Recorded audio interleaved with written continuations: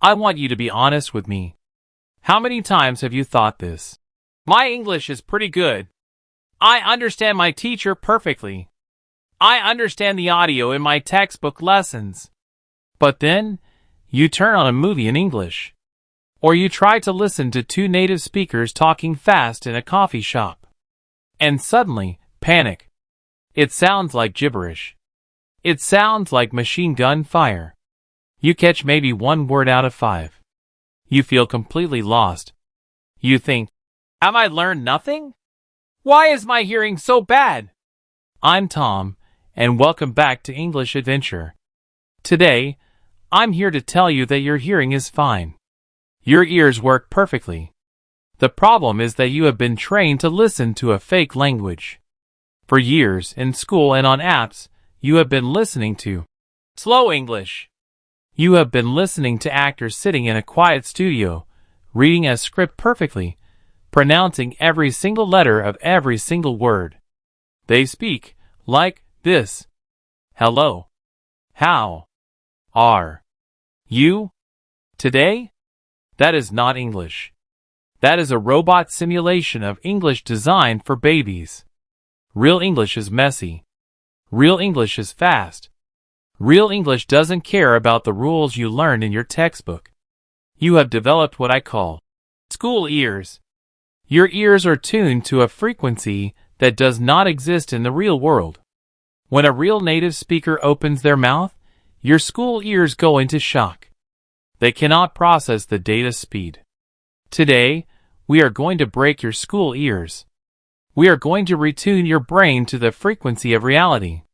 If you want to understand native speakers, you have to stop listening to stuff that is easy for you.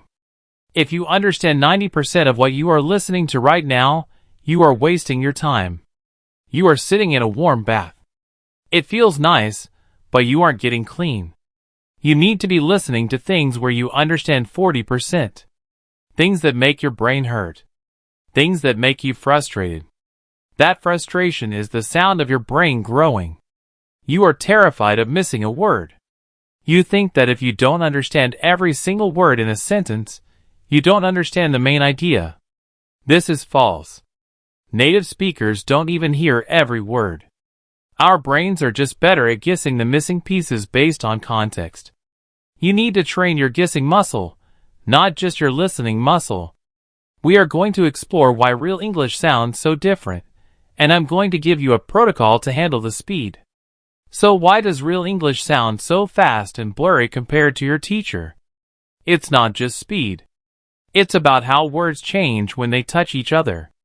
In your textbook, words are like individual pieces of fruit in a bowl. You have an apple. You have a banana. You have a grape. They are separate. You can see the edges of each one clearly. Real spoken English is a smoothie. We take the apple, the banana, and the grape, throw them in a blender, and hit the button. Everything gets mixed together. The edges disappear. When I speak slowly, I say, "What are you going to do?" 6 separate words. When I speak normally to my friend, I say, "What you gonna?" 1 long sound. Your poor brain is looking for 6 words, but it only hears 1 sound. So it panics and says, "I don't know that word." We do this constantly. We swallow sounds. We drop letters. We glue words together. We don't say, "fish and chips." We say, "fish and chips." The and D disappear. We don't say, "I asked him." We say, "I asked him." Your teachers almost never taught you this. They taught you the clean version, because the dirty version looks bad written on a chalkboard. You are trying to match the smoothie sound you hear in reality with the fruit bowl picture you have in your head. They don't match. You have to stop expecting English to sound like it looks on paper. English spelling is a lie. It is a historical artifact that has almost nothing to do with how modern English sounds. Stop trying to visualize the words as you hear them. Stop trying to translate them into your language in real time. You are too slow. By the time you translate the first sentence, the speaker is already on the 3rd sentence. You need to let go of the need for 100% comprehension. You need to get comfortable with ambiguity. You need to get comfortable with being confused. Think about when you listen to music in your own language. Do you always catch every single lyric the first time you hear a fast song? No. But you understand the vibe. You understand the emotion. You catch the main chorus. Listen to English like you listen to music. Relax. Don't tense up trying to catch every syllable. Let the wave of sound wash over you and try to catch the big fish, the main ideas, the nouns, the verbs.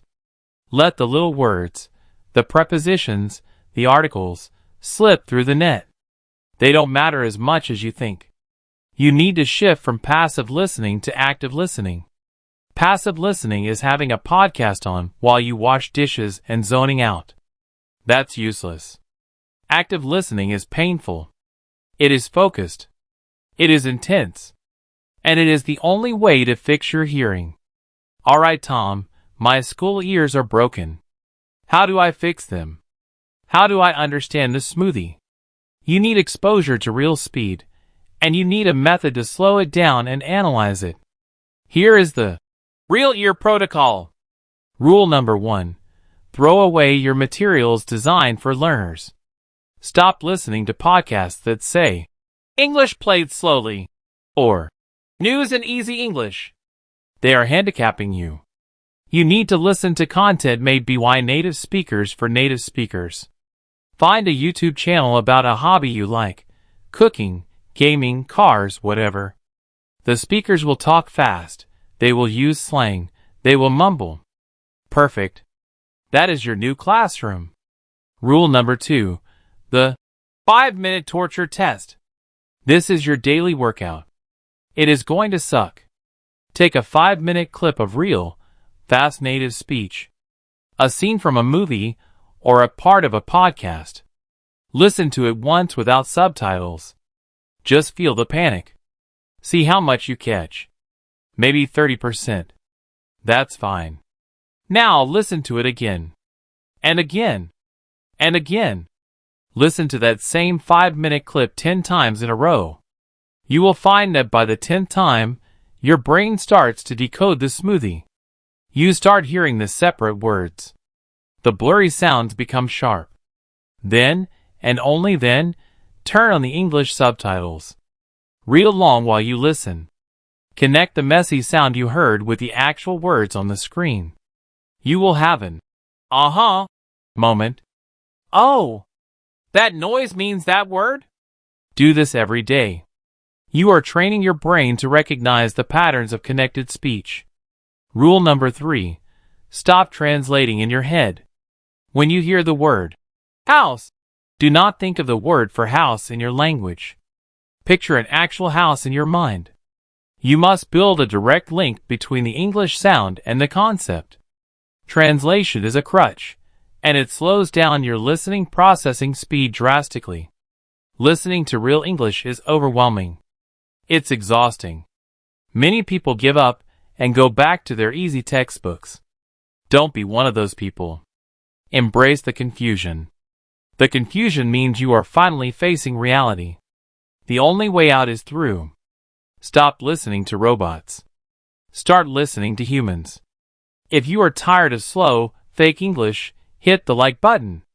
Subscribe to English Adventure. We are here to wake you up. I'm Tom. Get to work.